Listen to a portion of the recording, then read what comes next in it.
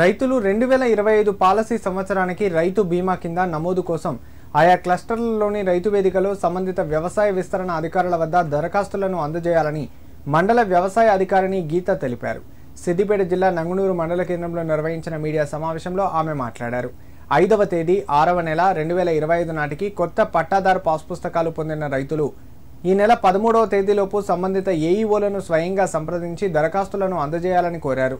18 సంవత్సరాల కంటే ఎక్కువ, 59 సంవత్సరాల కంటే తక్కువ వయసు ఉన్న రైతులు మాత్రమే అర్హులని, ఇందుకు పుట్టిన తేదీని ఆధార్ ప్రకారం మాత్రమే పరిగణించబడుతుందని ఆమె చెప్పారు.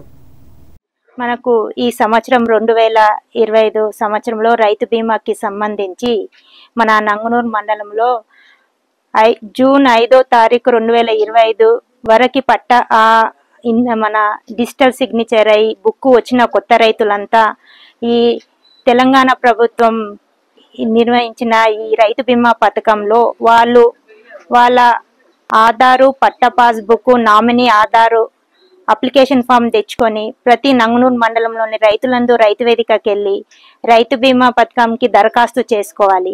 ఇది మనకి చివరి తేదీ వచ్చి ఈ నెల 13వ తారీఖు వరకు మనకి చివరి తేదీ ఉంది.